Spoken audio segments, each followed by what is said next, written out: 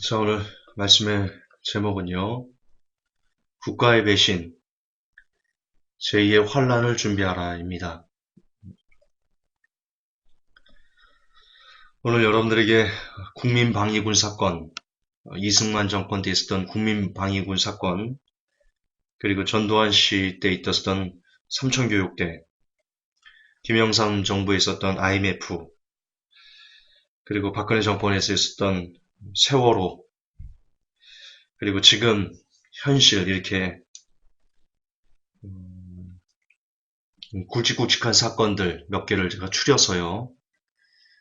국가가 국민을 어떻게 배신했는지, 그리고 국가가 국민을 배신하고 있을 때 언론이 어떻게 합작해서 국민들을 사지로 몰았는지에 대해서 여러분 오늘 증명을 해드릴 겁니다. 오늘 강의의 목적은 국가가 이렇게 우리를 배신했으니까 우리가 국가를 전복해야 된다 라고 말하는 게 아닙니다. 저는 종북 세력이 아닙니다. 거듭 반복하지만 저는 북한도 안 좋아합니다.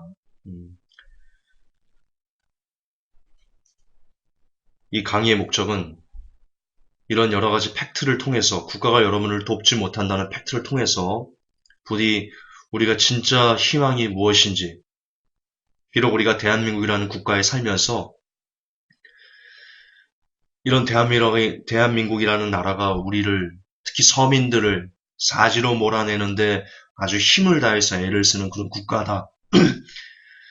그렇다면 우리가 이런 절망적인 상황에서 진짜 희망은 무엇일까를 탐구해야만 하는데, 그 희망이 무엇인지에 대해서 여러분들에게 말씀드리고 싶어서, 즉 정말 우리가 이 안타까운 시대에서 살아날 수 있는, 살 수 있는 참된 소망을 발견하는 것, 그것이 오늘 설교의 목적이죠. 광화문 나가가지고 국가를 전복하고 청와대에 도시락 폭탄을 던지고 이러자라고 여러분들에게 권유하는 게 아닙니다. 여러분들이 청와대에 도시락 폭탄을 던져서 혹은 광화문에 나가서 박근혜 정권을 전복시키고 그래서 다른 정권이 들어선다고 해도 여러분 똑같습니다. 똑같습니다. 아주 우리 어머님들 하시는 말, 유명한 말이 있죠. 아버지들 향해서 어머니들이 이렇게 말하죠. 그놈이 그놈이다. 살아봐라. 그놈이 그놈이다. 그렇습니다. 그렇습니다. 정권이 야당, 여당, 무슨 다른 정권 다 그렇게 들어온다고 해도요. 똑같습니다. 그 정권이 그 정권이다. 예, 그놈이 그놈입니다. 따라서 지금 현재 여러분을 힘들게 하는 정권이 있다고, 비근한 예로 박근혜 정권이 있다고, 그 박근혜 정권만 무너지면 우리가 잘 살 것 같아? 천만의 만만의 콩떡입니다. 어쩌면 박근혜 정권이 무너지면 박근혜 정권보다 더 서민들을 힘들게 하고 쥐어짜는 그런 정권이 들어설는지도 모릅니다. 크리스찬들은요, 그 국가관에 대해서, 지금 현재 우리에게 주어지는 이런 거에 대해서 확실히 알아야 됩니다. 우리는 이 땅을 사는 국민들이 아닙니다. 우리는 이 세상을 사는 국민들이 아닙니다. 우리의 시민권은 하늘에 있다. 예, 그래서 마지막 부분에 제가 다시 여러분들이 강조를 해드리겠지만 우리의 정체성을, 크리스찬의 정체성을 다시 한번 확고히 하시고, 물론 그렇다고 지금 이 세상을 떠나서 살아라 그런 건 아니죠. 잘못된 것들은 우리가 바꿔가려고 노력을 해야 되지만, 그러나 근본적인 정체성은 우리가 지금 이 땅에 사는 사람들이 아니다라는 것을 새삼 확인하셔야 됩니다. 여러분이 믿는 국가 정말 여러분을 지켜줬을까요? 과거는 어떨까요? 과거는 서민들을 지켜줬던 그런 나라일까요? 정부는 늘 서민들 여러분의 편이었을까요? 이 강의는 역사적으로 정부가 늘 서민의 반대편에서 서민을 짐짝 취급했다는 것을, 더 심하게 말하면 서민을 학살했다는 것을 증명해 줄 것입니다. 이로 인해 우리의 희망이 그 어디에도 없음을 각인하시기를, 그래서 진짜 희망이 무엇인지에 대해서 우리가 상고하는 그런 시간이 되기를 원합니다. 가장 먼저 그러면 국민방위군의 실체부터 확인을 하겠습니다. 국가의 배신 국민방위군. 여러분 국민방위군 들어보셨습니까? 우리 연세가 있으신 분들은 들어보셨을 겁니다. 국민방위군은 한국전쟁이 한창이던 1950년 12월 17일부터 시행된 제도입니다. 당시 이승만 정권은 왜 중공군의 인해 전술로 우리가 밀려 내려왔죠. 거의 다 끝까지 쳐들어간데 그런 거의 공산군들의 괴멸 직전에 있을 때 중공군이 인해 전술로 밀고 다시 내려와서 우리가 밀려 내려왔습니다. 그래서 이승만 정권은 그것을 인해 전술을 우리도 역시 인해 전술을 맞서야 된다라고 주장을 했고요. 그래서 국군 이외에 따로 청장년들을 조직해서 별도의 군대를 편성했습니다. 마치 예비군 그런 식이라고 좀 보면 됩니다. 아니면 민방 이런 거. 그래서 국회에서 17세에서 40세 사이의 남자들을 징병 그리고 모집할 수 있도록 하는 이른바 국민방위군 설치법을 통과시켰습니다. 이 법이 1950년 12월 16일 국회에서 통과돼서요. 21일에 공표되었고 12월 17일부터 본격적으로 강제 징집이 시작됐습니다. 그러니까 법이 공표되기 전에 강제 징집이 시작됐는데요. 처음에 목표 인원수는 50만 명이었습니다. 그런데 막상 군대와 경찰이 각 지역에서 강제 징집을 하고 봤더니 그 수가 무려 100만 명 가까이 달했다. 그런데 문제는 말입니다. 문제는 이 국민방위군의 창설 진짜 목적이 다른 데 있다는 겁니다. 다른 데 있다는 겁니다. 우선 여러분, 그거를 좀 말씀드리기 전에 국민방위군에 강제 짐직된 우리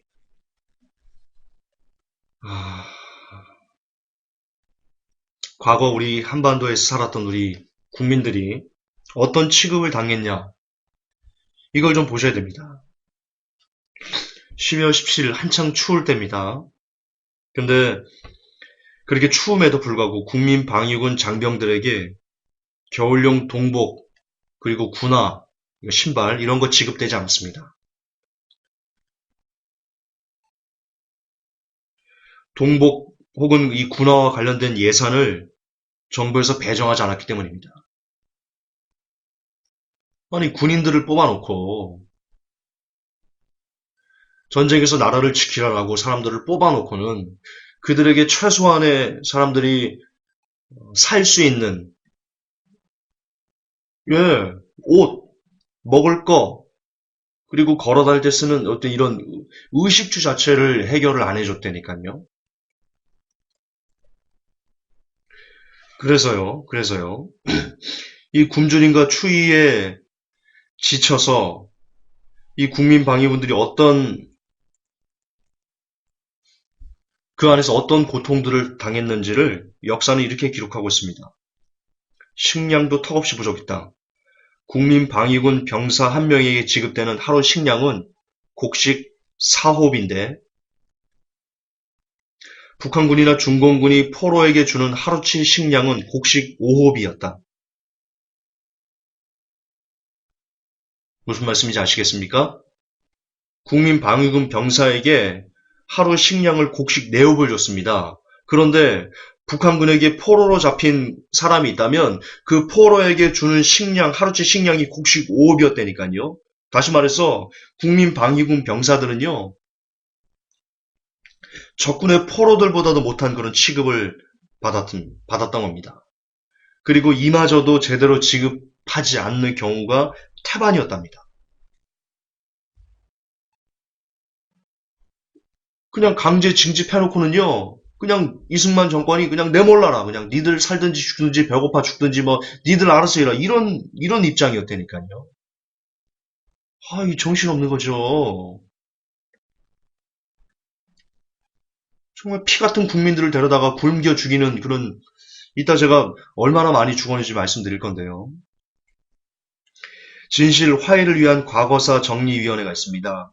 여기서 정리한 자료에 따르면요.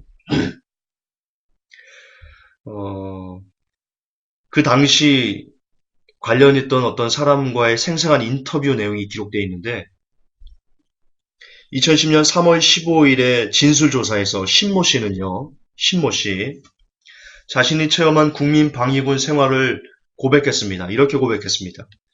제주도 서귀포 초등학교의 20평 규모의 교실에 200여 명이 사용했다. 여러분 20평 규모의 교실입니다. 20평. 거기에 200명이 거주했답니다. 200명. 잠을 제대로 자겠습니까? 쪽잠 자는 거예요. 쪽잠. 앉아있기도 힘든 이 사람입니다. 그래서 앉아있기도 힘들었다. 근데 거기서 살아야 됩니다. 거기서. 다리 펴고 잘 수가 없습니다. 사람들이 다리를 펴고. 운동장에 나가면 모두 기침을 하고 검은 가래침을 뱉었다. 식사는 주먹밥에 소금국과 고사리가 전부였으며 그나마도 서로 먼저 건져 먹겠다고 식사 시간이 되면 아비규환이 벌어졌다. 이게 2010년 3월 15일 진술조사에서 실제 국민방위군 생활을 했던 사람이 자신이 겪은 경험담을 진술한 내용입니다. 마치 여러분 왜 짐승 그 개 있지 않습니까? 왜 모란시장을 가면 저희 집이 그 성남이어서 모란시장에 가면 개도사라는 게 있습니다. 거기 보면 개가 그냥 어떤 그 짐짝처럼요 막 이렇게 뭐 무슨 짐 실듯이 이렇게 개들이 막 포개져 있는 그런 모습이 있거든요. 그걸 상상하시면 됩니다. 혹시 모란시장을 아는 사람은요 그걸 상상하시면 됩니다.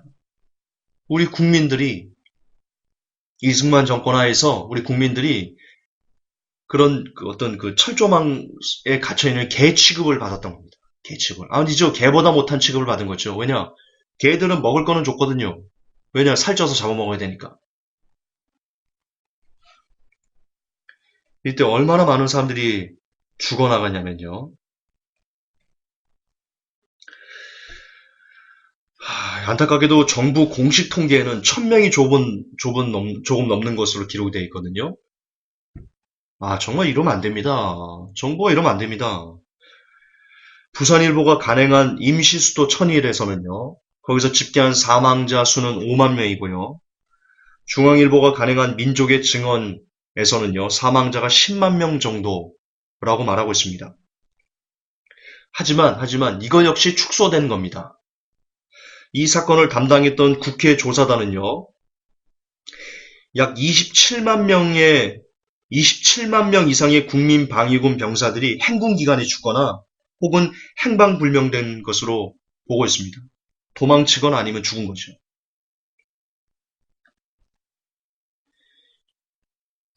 다시 말해서 약 100만 명, 아까 강제 징집을 100만 명 정도 당했다고 그랬죠. 그 100만 명 중에 한 30만 명 정도는 추위와 기아로 죽은 겁니다. 30만 명.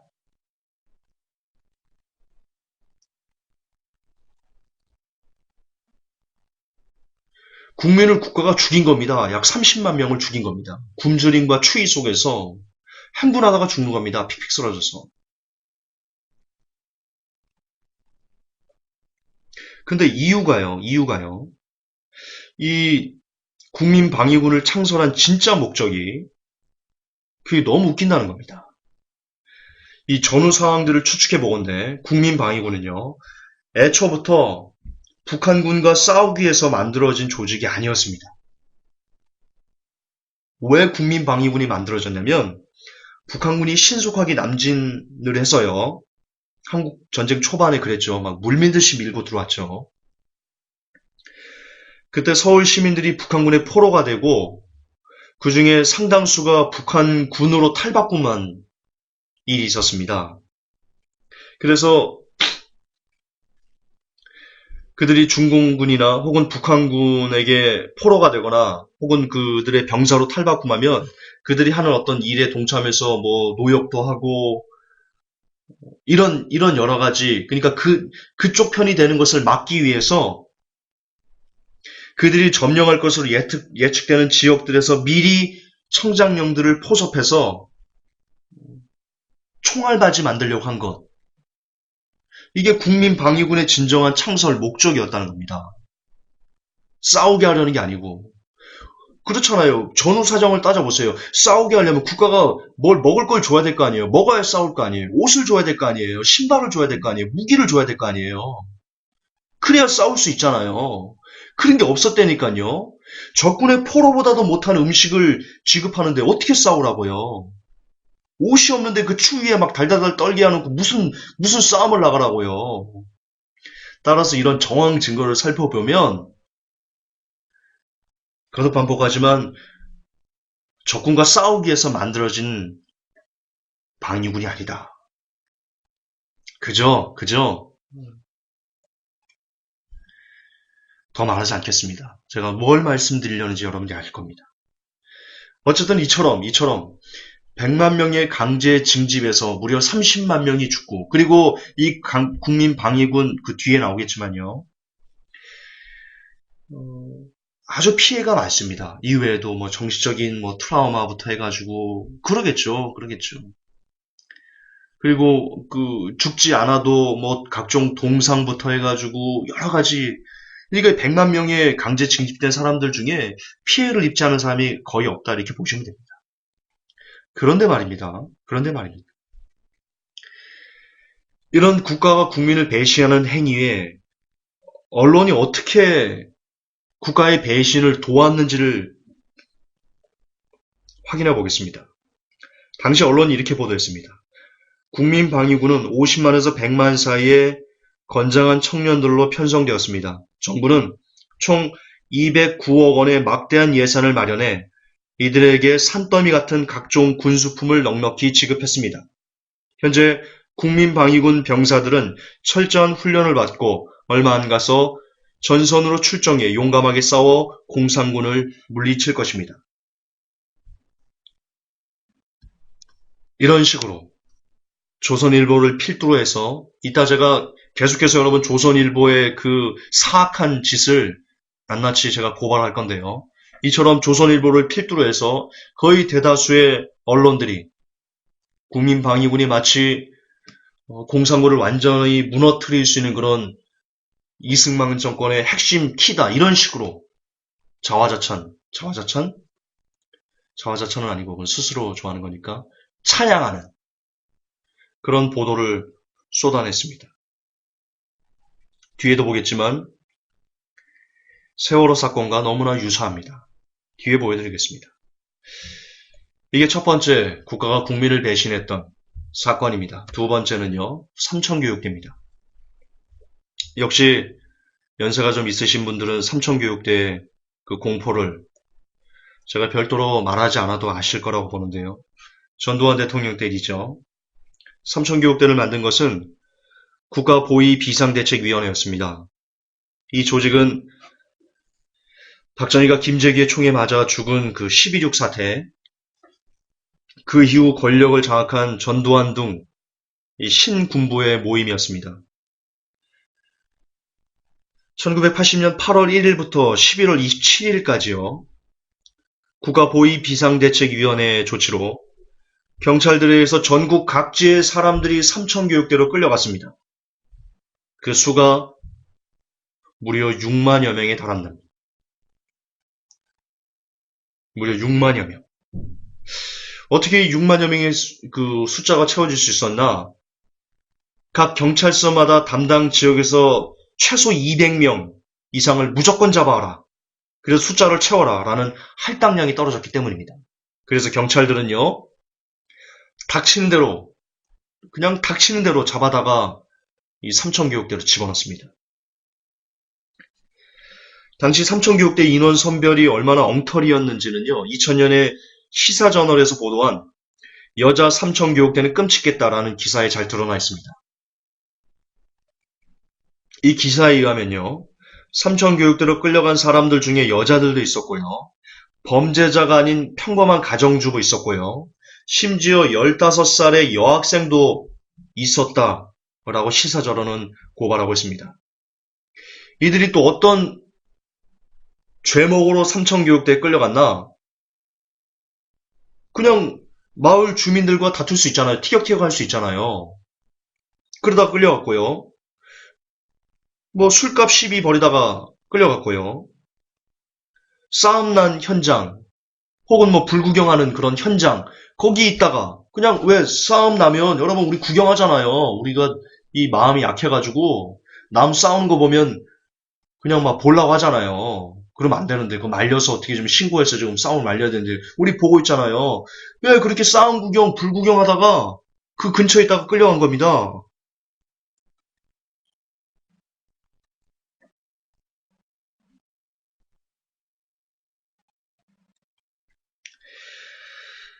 국가 보위 비상대책위원회는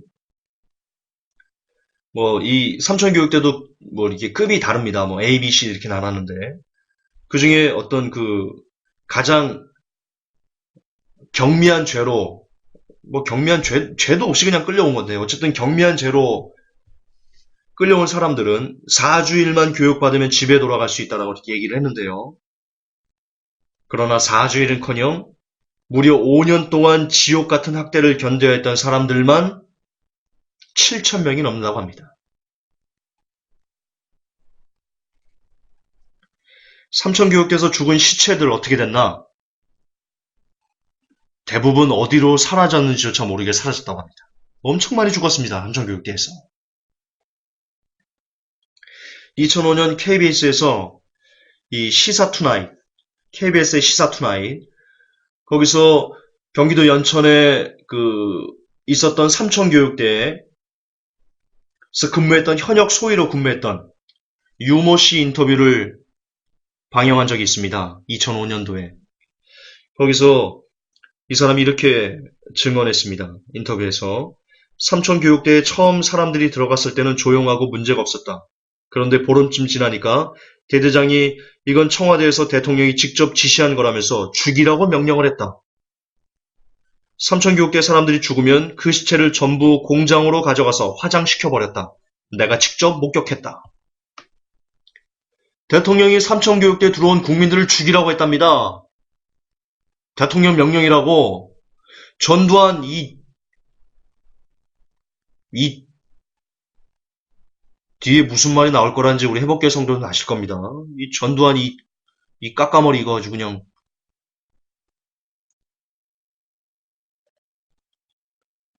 그런 대통령 한마디에 그냥 사살해버린 겁니다. 막 죽여버린 겁니다. 국민들을. 그게 삼천교육대입니다. 그런데 여기에 또 이 사악한 이 조선일보가 등장합니다.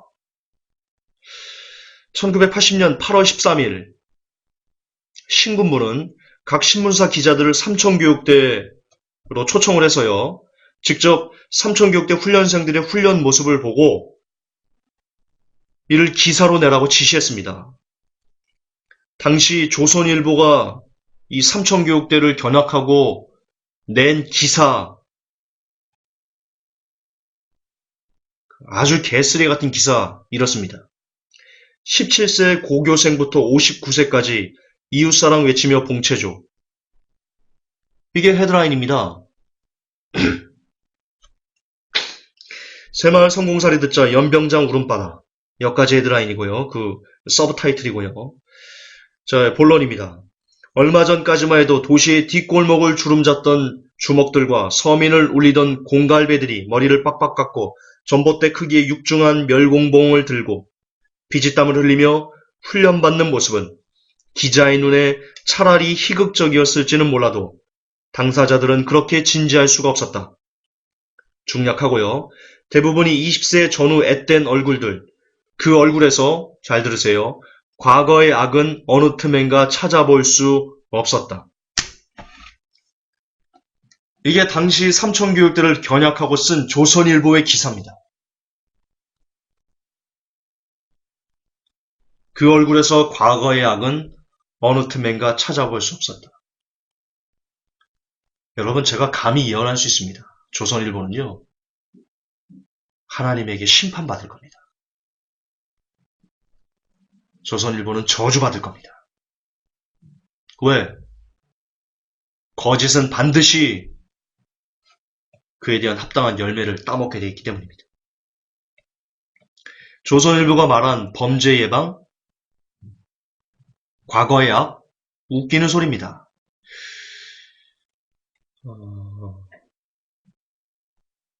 여러분 너무나 뻔뻔하게도 전두환 씨는요, 전두환 정권은 이 삼천교육대 때문에 국가의 범죄자들이 많이 소탕돼서 국가가 굉장히 잘 살 수 있게 됐다. 그렇게 자화자찬을 늘어놨는데요. 그러나 법무연수원에서 2004년과 2013년에 발표한 범죄 백서에 의하면요. 삼천교육대로 끌려간 사람들 중에 상습 전과자는요. 평균적으로 8% 내외였습니다. 반면 전과가 전혀 없는 평범한 사람들은요. 30%가 넘었습니다. 그러니까 삼천교육대 누가 끌려간 거예요? 범죄자들이 끌려간 거예요? 범죄자들이 끌려간 횟수는 8%가 안 된다니까요. 근데 대부분 전과 하나 없는 평범한 소시민들이 끌려간 예는 30%가 넘어요.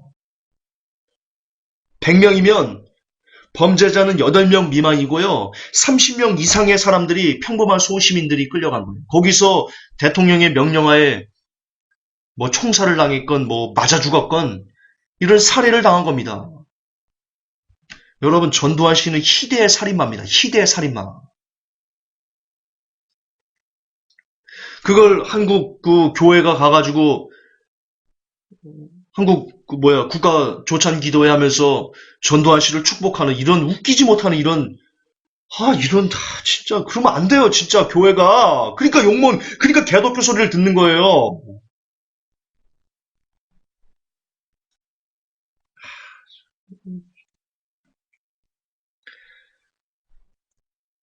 진짜 안 돼요. 그렇게 거짓말을 하니까 지금까지 거짓말 하잖아요. 내 통장 27만 원밖에 없다고. 근데 숨겨놓은 돈이 막 사업 계좌로 막 나오고 있고 막. 진짜 전두환 씨 나빠요. 진짜 나빠요. 자, 세 번째 배신입니다. IMF. 여러분 IMF는요. 우리 한국 현대사에 너무나 심각한 그런 경제적인 피해를 입힌, 한국은 IMF 이전과 IMF 이후로 나눌 수 있다라고 말할 수 있을 정도로 그런 아주 전무후무한 그런 고통이었는데요. 이 IMF에 담긴 국가의 배신 역시 본다면 치가 떨릴 겁니다. 치가 떨릴 겁니다. 특별히 IMF를 맡게 된 그 과정을요. 지금 정부가 하는 행태, 지금 박근혜 정권이 하는 행태, 최경환 부총리가 말하는 거, 임종영 씨가 말하는 거, 그것과 연결해서 여러분 보신다면 우리가 제2의 환란을 곧 맞이하겠구나. 그 가능성에 대해서 우리가 어느 정도 공감대가 형성될 수 있을 것이다. 그렇게 생각합니다. IMF는 김영삼 정권 때인데요. 96년에 경제협력개발기구인 OECD에 전격 가입했죠. 그리고 세계화를 부르짖기 시작했습니다. 1997년 1월 23일 선진국 진입이라는 이런 그 달콤한 환상에 젖어있던 한국 사회에 충격적인 소식이 들렸죠. 한보그룹이 부도 신청을 낸 것입니다. 그리고 같은 해 3월에서 6월 사이에 한신공영, 진로, 산미, 대농 쟁쟁한 기업들이 연쇄적으로 무너졌습니다.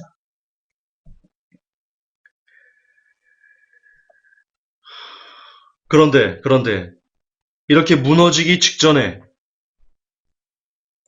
사인들이 많이 등장을 했는데요. 무너질 거라는. 근데 이런 무너질 거라는 사인들을 어떻게 막아냈냐? 어떻게 국민들에게 속였냐? 역시 조선일보가 앞장서서 국민들을 속였습니다. 참 조선일보 나빠요. 여러분 혹시 조선일보 보시는 분 있으면 당장 끊으세요. 그거 참 이 서민들 반서민적인 그런 서민들 죽이는데 앞장서는 그런 신문입니다. 정말 같은 언론인으로서 조선일보는 없어 이 지구상에 사라져야 될 언론입니다. 정말입니다. 그들이 IMF를 맞을 때 국민들의 눈가기를 다 가려버렸거든요. 자, 1997년 3월 8일 조선일보가 엉뚱한 기사를 내보내기 시작합니다. 미셸 캉드시 IMF 총재를 만나서요.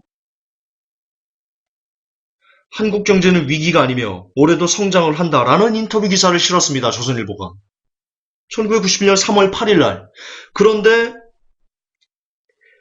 그해 3월부터 6월 사이에 이런 조선일보 기사가 나가서 국민들, 서민들 안심시켜 놓고는 한신공영, 진로, 산미, 대농, 그리고 기아 막 우수수 그냥 무너졌습니다.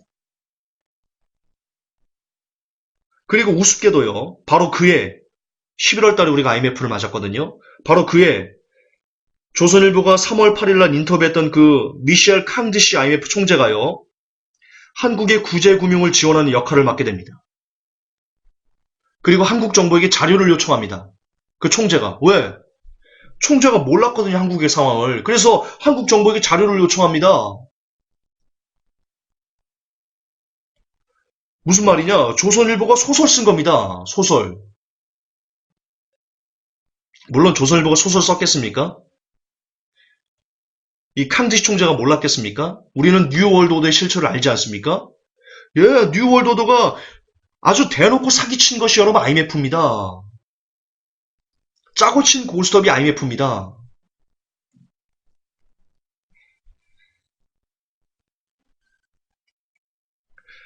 어쨌든 이렇게 조선일보의 기사가 나간 후 얼마 지나지 않아서요. 1997년 7월 15일이네요. 7월 15일 한보그룹 부도보다도요. 훨씬 더 충격을 한국 사회에 던졌던 바로 기아자동차가 부도를 신청했습니다. 조선일보 기사가 나간 지 얼마 되지도 않아서 한국 경제 위기 아니며 올해도 성장을 한다 라고 기사를 내고 불과 몇 달이 지나지 않아서 기아자동차가 부도 신청을 냅니다.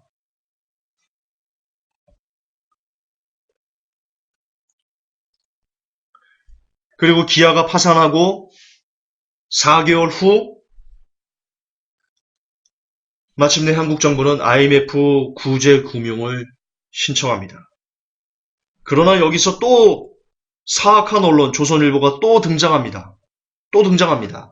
우리가 IMF를 11월 달에 맞았거든요. 그런데 기아 자동차가 부도나고 그 후에 2달 후에 1997년 9월 4일자에 최은열 서강대 교수가 쓴 칼럼을 조선일보가 기재를 했는데요. 이런 내용입니다. 증시 상황이 어려운 것은 사실이지만 주가 붕괴를 우려할 정도의 심각한 상황이라고는 보지 않는다.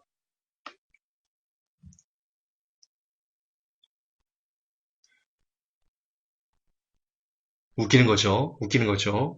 그리고 1997년 9월 11일자 며칠 후에 조선일보가 금융기관의 외국인 책임자들 30명을 찾아가서 인터뷰를 합니다. 그리고는 이런 제목의 기사를 씁니다. 한국은 외환위기가 아니다.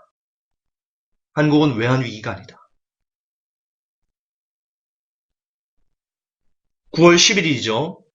불과 2달이 채 되지 않아서 한국은 IMF 구제금융을 공식 요청합니다. 즉 조선일보의 모든 기사가 다 조작된 쓰레기 같은 기사였다는 겁니다. 그죠? 국민들에게 괜찮아, 안전해, 평안해. 그렇게 떠들고 한쪽에서는 구제금융을 준비하는 이런 이중성, 사악한 악마 같은 이중성을 보이는 한국 정부와 그리고 조선일보의 행태를 볼 수 있습니다. 여러분, 대기업들이 잇따라 파산하자 정부는 1997년 10월 29일 연기금 3조 원 규모의 주식을 매입했고요. 채권 시장을 개방을 확대했고요. 기업 구조 조정을 골자로 하는 금융시장 안정 대책을 발표했습니다.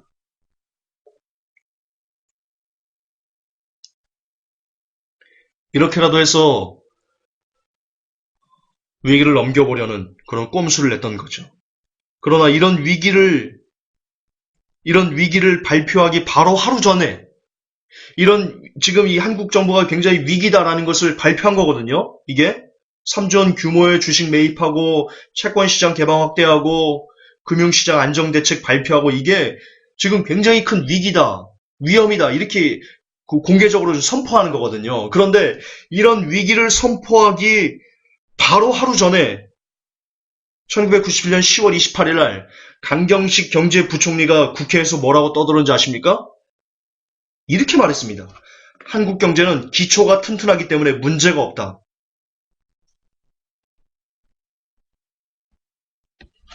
다시 정리해 드릴게요.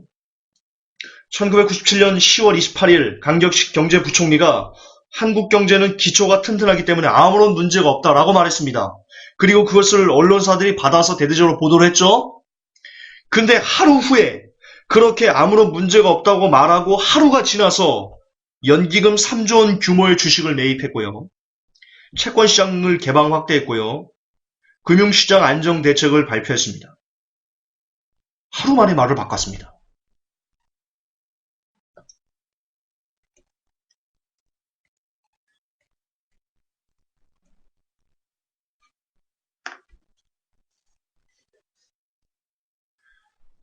이게 여러분, 국가가 여러분을 배신한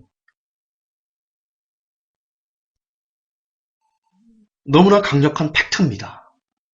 이처럼 국가는 그런 서민을 위하지 않습니다. 그리고 역시 또 한 번 조선일보가 그 정부의 말을 그대로 받아서 아니 정부와 같이 짜고 그러니까 제가 뉴월드 오더가 한국 정부를 먹었다. 조선일보는 뉴월드 오더의 언론이다. 라고 이렇게 계속해서 여러분 줄기차게 여러분 말씀드리는 겁니다. 1997년 11월 3일 남덕우 전 국무총리가요. 조선일보에 환율 상승 긍정 효과라는 글을 실었습니다. 내용이 이렇습니다. 거시적으로 보면 금년에도 6% 이상의 경제 성장이 가능하며 수출도 7월 이후 15% 내외의 신장률을 보이고 있다. 재고율이나 조업률, 도산매 판매 증가율의 추이를 보더라도 실물 경기가 서서히 풀리고 있는 조짐이다. 전 국무총리가 이따오로 말을 한 겁니다. 이따오로. 한국 경제가 지금 살아나고 있다고. 그걸 조선일보에 게재해가지고 국민들을 안심시킨 겁니다. 그러나 그렇게 말하고 그 다음날 여러분 뉴코아가 부도를 냈습니다. 전 국무총리가 한국 경제가 살아나고 있다라고 말하고 그 다음날 뉴코아가 부도를 냈다니까요. 이 소식이 전해지고 나서요. 한국 경제는 또 한 번 요동쳤고요. 이제 비로소 국민들 사이에서 이제 정부를 못 믿겠다라는 불신감이 급속히 퍼져나가기 시작했습니다. 그리고 11월 5일 미국의 금융 전문 언론이죠. 블룸버그가 한국의 가용 외환 보유가 20억 달러 뿐이다라고 발표했습니다. 그리고 결국 11월 21일 정부가 IMF에 구제 금융을 신청했습니다. 이처럼 지금까지 1년의 과정들을 여러분들에게 설명을 했듯이 정부 중에서 특히 고위급 지도자들 그리고 언론, 특히 조선일보는요. IMF를 맞기 바로 전까지도 계속 국민들에게 똑같은 말만을 반복했습니다. 무슨 말입니까? 괜찮아, 나아지고 있어, 걱정하지 마, 잘 되고 있어. 그러나 그 결과는 여러분이 지금 보고 계시는 IMF 구제금융 공식 요청이라는 기사입니다. 여러분 이것이 무엇과 똑같습니까? 과거 국민방위군 사건도 그렇고 삼청교육대도 그렇고 IMF도 그렇고 언론들은 그냥 우리 정부가 잘하고 있어. 참 아주 훌륭한 일을 하고 있어. 이렇게 앵무새처럼 떠버리고 있는데 그 실상을 보면 수많은 서민들의 죽어나가 자빠짐이라는 열매가 있습니다. 무엇과 같습니까? 세월호와 똑같습니다. 여러분, 세월호 사건은 당시 학생들 338명이 전원 구조됐다라고 말하고 있죠. 그리고 우리가 세월호 사건의 실체를 아는데, 세월호 사건은 세월호 그 배에 타고 있는 아이들을 일부러 수장시킨 그런 사건입니다. 그렇게 우리가 여길 수밖에 없는 증거들이 너무나 많이 있습니다. 그런데 이것은 비단 세월호 때만 있었던 사건이 아닙니다. 여러분이 보셨듯 지난 역사에도 정부와 언론은 합작으로 서민들을 죽음으로 내모는데 아주 열심을 냈어. 예, 온갖 조작과 언론의 오보를 우리는 세월을 통해서 경험했습니다. 거듭 반복하지만 국가는 아이들을 구하지 못한 것이 아니라 구하지 않았습니다. 그리고 이 진실을 요구하는 사람들에게 캡사이신을 뿌려대고, 얼마나 많은 캡사이신을 뿌려댔는지 여러분 아시지 않습니까? 그리고 지금 메르스 사태 역시 세월호 진상 규명을 요구하고 세월호가 잘못됐다, 지금 국가가 세월호를 구하지 않았다라는 것을 캄프라치하기 위해서, 그런 그 인식들을 없애기 위해서 메르스를 지금 오히려 더 확산시키고 있는 겁니다. 여러분 지금 잘 아셔야 됩니다. 세월호 사건 덮으려는 겁니다. 성완종 리스트 덮으려고 하는 겁니다. 쇼입니다. 지금 메르스는. 메르스가 터지기 바로 직전까지 세월호 진상을 규명하는 사람들의 그 광화문에서의 목소리가 얼마나 뜨거웠는지 여러분 아십니까? 언론은 연일 세월호 사건을 보도했습니다. 어쨌든 물론 나쁘게 보도한 것도 있지만 기하급수적으로 인터넷상에서 세월호의 실체를 밝혀라라고 국민들이 들끓고 있었습니다. 그런 들끓던 생각들이 갑자기 한순간에 사라졌습니다. 뭘로 도배되고 나서요? 예, 메르스로 도배되고 나서 세월호 진상 규명에 대한 목소리가 완전 사라졌습니다. 인터넷상에서.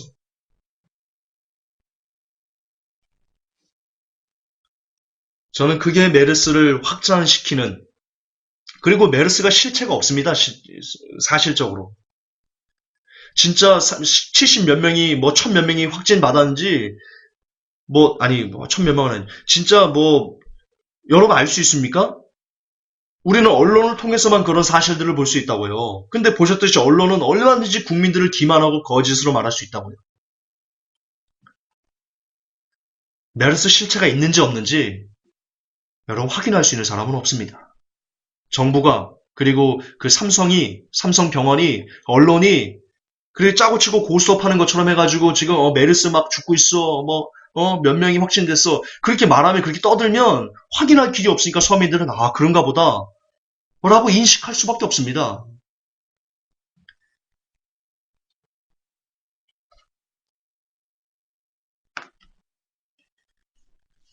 언론의 노예가 돼서는 안 됩니다. 언론의 노예가 돼서는 안 됩니다. 어쨌든 이처럼 국가는 그동안 너무나 많이 서민들을 배신하고, 국가는 늘 있는 사람들의 비위를 맞추고 있는 사람들을 위한, 1%를 위한 나라였습니다. 우리나라는 그랬습니다. 아니, 다른 나라도 그럴 겁니다. 특히 뉴월드오더가 세상을 장악한, 그리고 본격적으로 그들이 본격적으로 활동을 2001년 9.12 사태 이후부터 본격적으로 활동을 했다라고 저는 보고 있는데요. 개인적으로 생각하고 있는데요. 그 이후로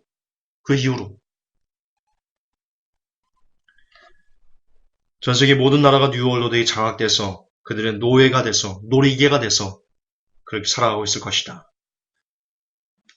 그리고 지금 한국은 이제, 결론인데요. 한국은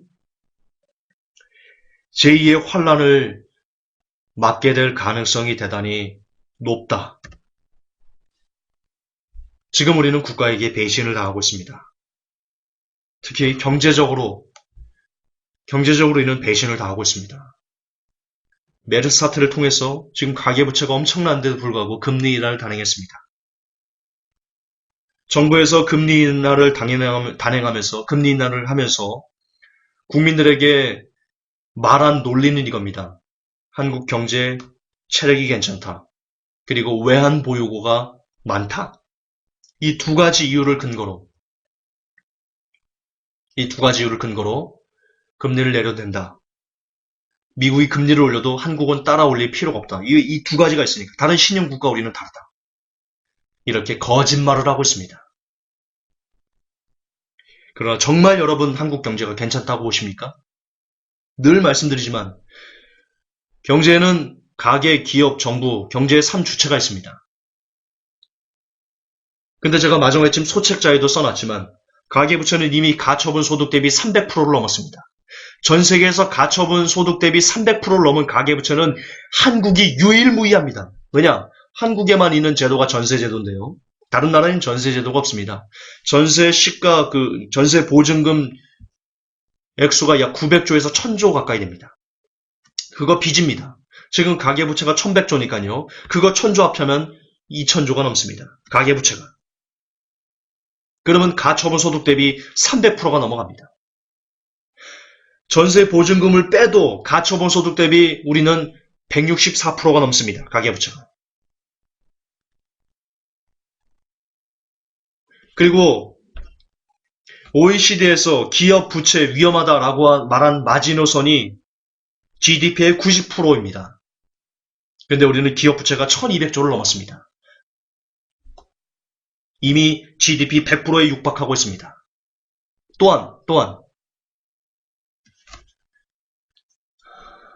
코스피 상장 기업들 중에 3분의 1 이상이 좀비 기업입니다. 그리고 코스피 상장사 중에 60%는 그에 번 영업이익으로 간신히 이자만 내고 있습니다. 60%는. 그리고 대기업들이 연이어 지금 구조조정을 단행하고 있습니다. 대기업들이. 몇몇 대기업을 빼놓고는 지금 대다수의 기업들이 힘들고 어려운 가운데 피지로 지금 연명하고 있는 나라가 바로 대한민국입니다. 정부 부채도 마찬가지입니다. 정부가 발표한 거와 그리고 실질적으로 공기업 이런 군인연금 같은 거, 공무원연금 이런 것까지 추가해서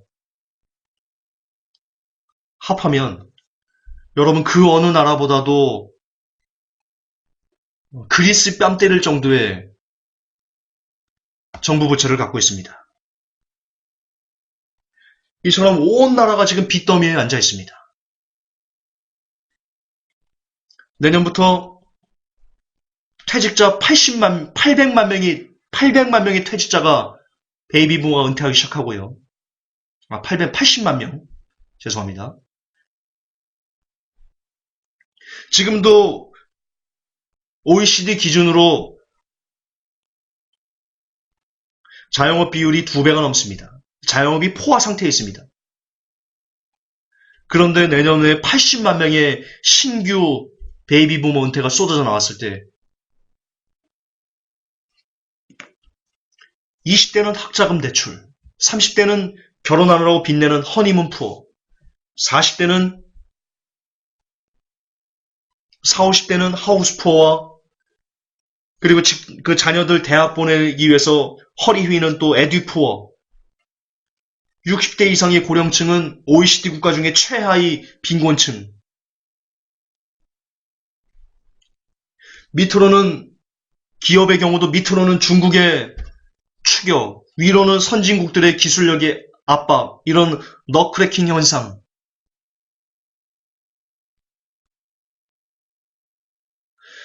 지금 여기를 둘러봐도 저기를 둘러봐도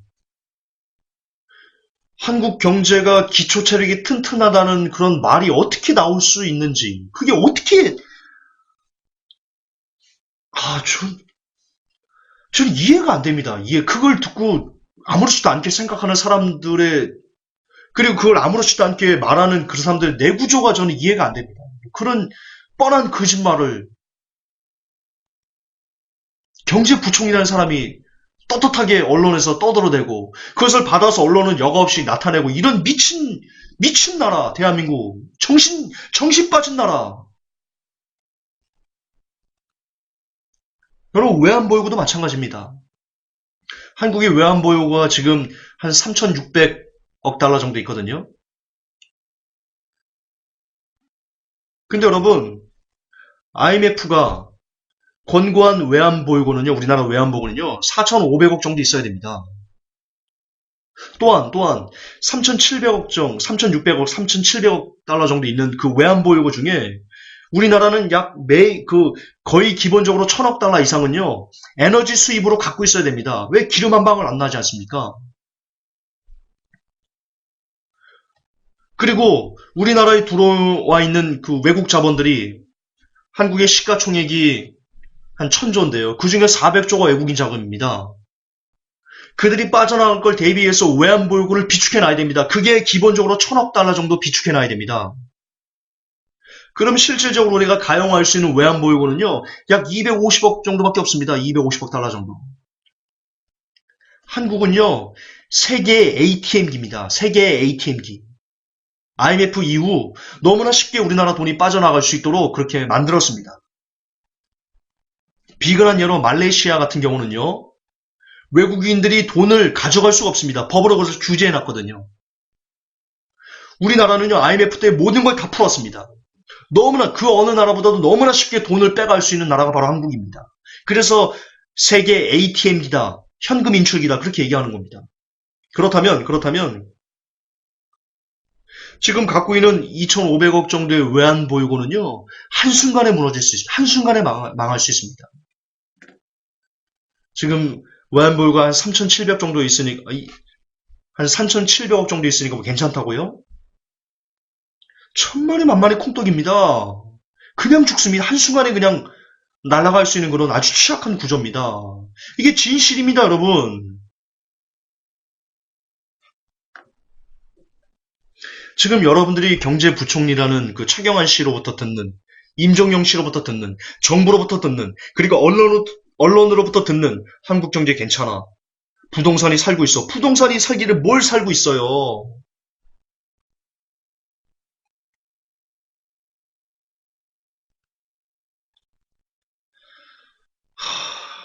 그 실거래가 추이를 보세요. 뭘 살고 있어요, 부동산이.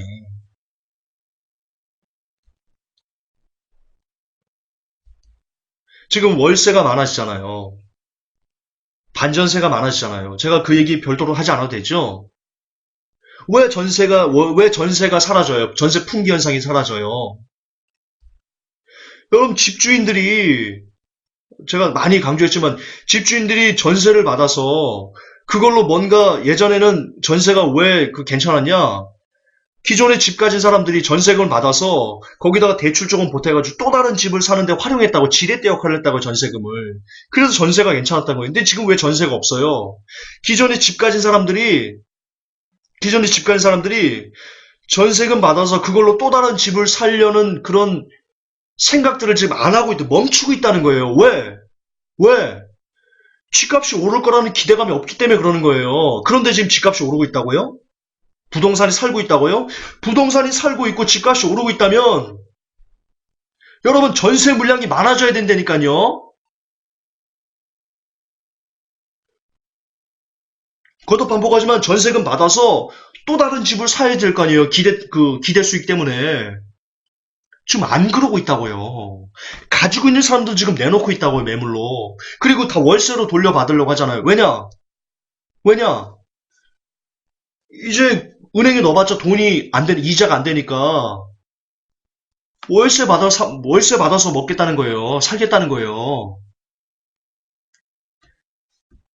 거듭 반복하지만 집값이 오를 거라는 기대감이 이제 없어요. 시장에는 없어요. 어디에만 있어요? 집값이 오를 거라는 기대감이? 예, 정부 발표에만 있어요. 언론에만 있어요. 근데 정부 발표와 언론이 시장이에요? 아니에요. 시장은 지금 집값이 하락할 거라는 것에 모든 베팅을 다 끝내놓은 상태예요. 인구구조 박살났죠. 수급구조 박살났죠. 주택 보급률 100% 초과했죠. 가게들은 더 이상 빚을 낼 수 없죠.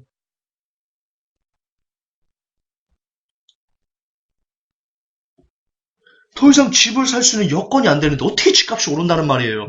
어떻게 부동산이 오른다는 말이에요.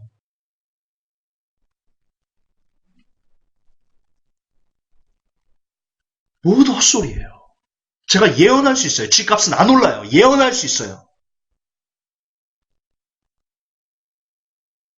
이제 금리 오르면 미국의 금리 인상 따라서 한국의 금리가 오르면 한국 경제는 아수라장이 될 거예요. 물론 미국의 금리를 한 번에 많이 올리진 않아요. 그러나 미국의 금리는요, 통상 계단식으로 올라요. 0.25, 또 0.25, 5%, 1%, 2%, 3% 계단식으로 쭉쭉 해가지고요. 여기서도 떨궈질 거예요. 미국이 금리 인상을 발표했어요. 근데 한국이 한 몇 달 동안 큰 위기가 안 와요. 그러면 많은 사람들이 이럴 거예요. 야, 김 전사, 거짓말하고, 너 틀렸네. 분명히 그럴 거예요. 그래서 많은 사람들이 또 회복의 메시지를 거부하게 될 거예요. 그렇게 떨어져 나갈 거예요. 그러나 제가 말한 금리 인상은요, 지금 당장 0. 몇몇 프로 올리는 것을 말하는 게 아니에요. 결국 미국이 금리를 계단식으로 올려서 5%, 6%까지 올렸을 때 우리나라가 거기 따라서 기준금리가 여러분 미국이 5% 올리면 한국의 기준금리는요 최소한 8% 가까이 돼야 돼요. 기준금리가 그렇게 되면요 시중금리는요 말해 뭐합니까? 그랬을 때를 얘기하는 거예요. 우리나라 금리가 10% 이상 올랐을 때 그리고 그렇게 될 가능성이 있어요. 제2의 IMF보다 더 무엇을 상상하던 제2의 IMF를 넘어서는 그런 위기가 여러분의 인생에 곧 들이닥칠 거예요. 그게 미국의 금리 인상으로부터 촉발될 거예요. 물론 시간차는 있겠지만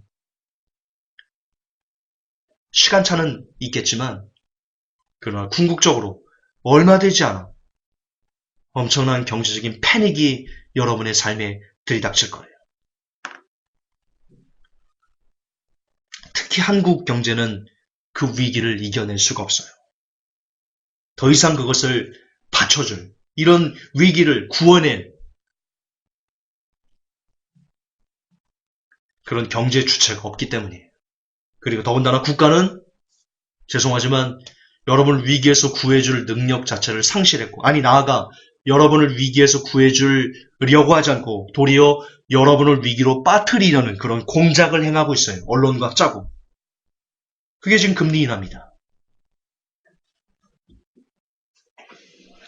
이처럼 뉴월드 오더에 이미 장악된 한국 정부는 서민 여러분들을 죽이려고, 여러분들을 노예로 만들려고, 경제적인 노예, 여러 가지 노예로 만들려고 지금 준비 중에 있습니다. 그러므로 이 대한민국 땅에 사는 우리들은 어디에도 희망을 둘 수가 없습니다. 소망을 품을 수가 없습니다. 지금까지 여러분 보셨던 국민방위군, 삼천교육대, IMF, 세월호, 그리고 이제 닥치게 될 국가의 배신까지 정부는 늘 서민들의 편이 아니었다라는 것을 충분히 여러분들이 확인하셨을 겁니다. 그렇다면 우리는 어디에 소망을 두고 살아야 될 것인가? 이미 답을 아실 겁니다. 유일하게 사람들에게 거짓을 행하지 않는 한 분이 있으십니다. 정부와 언론은 그리고 많은 전문가들은 자기들의 목적과 그리고 뉴월드의 비유에 따라서 우리에게 서민들에게 거짓말을 역사합니다. 거짓의 아비의 종노릇해서 서민들을 구렁텅이로 빠뜨립니다. 그런데 이 세상에 유일하게 거짓을 고하지 않는 단 한 분이 있으십니다. 그분은 바로 예수님입니다. 그분에게는 거짓이 없습니다. 그분에게는 진리만 있습니다. 참만이 있습니다. 솔직함만 있습니다.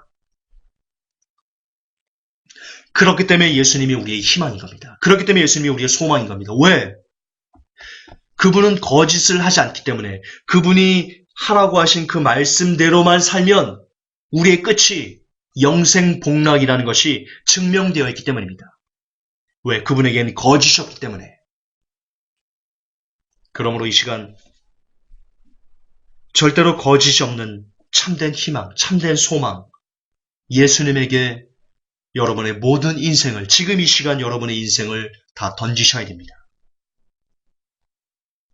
그것만이 국가가 여러분을 배신해서 여러분을 절망의 구렁텅이로 떨어뜨리려고 준비하고 있는 이때 그것만이, 예수님만이 여러분을 참된 소망의 자리로, 참된 희망의 자리로 그렇게 인도해 주실 수 있을 것입니다. 여러분, 미래는 지금부터 준비하는 사람들에게만 주어집니다. 지금 예수님에게 여러분의 인생을 던지십시오. 예수님에게 인생을 던진다는 것은 교회를 나오시라는 말이 아닙니다. 지금 이 시간 성경을 펼쳐서 읽으십시오. 지금 이 시간 무릎을 꿇으십시오. 내가 어떻게 살아야 됩니까, 하나님? 그렇게 진지하게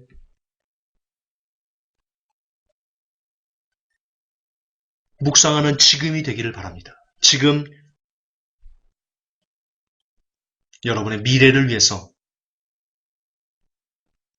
여러분 가정의 미래를 위해서, 여러분 영혼의 구원을 위해서 주 예수 그리스도의 이름을 부를 때입니다. 하나님, 정부가 서민들을 어떻게 죽여왔고, 그리고 언론이, 특히 사악한 언론 조선일보가 어떻게 국민들을 기만해 왔는지를 이 시간 팩트를 근거로 확인하였습니다. 그렇습니다. 이 세상은 너무나 거짓으로 도배가 되어 있기에 우리는 이 거짓된 세상에서 헤어나올 수가 없습니다. 이 거짓을 이길 수 있는 유일한 힘은 진실뿐입니다. 그 진실의 화신은 바로 예수님이십니다. 그러므로 이 시간 예수님에게 우리의 인생을 던지기 원합니다. 날마다 기도하고, 날마다 기도하고, 날마다 말씀을 묵상하는 삶으로 우리의 온 영혼, 우리의 온 삶을 예수님에게 던질 때 빛이시요 진리이신 예수님께서 우리를 푸른 초장으로 인도해 주실 줄을 믿어 의심치 않습니다. 오늘도 우리의 영혼을 위해, 우리 가정의 영혼을 위해, 우리의 구원을 위해 기도와 말씀의 삶에 전력 투구하는 저와 그리고 모든 회복계 성도들, 나아가 이 메시지를 듣는 모든 영혼들이 되게 하여 주옵소서. 구주 예수님 이름 받들어 감사하며 기도하옵나이다. 아멘.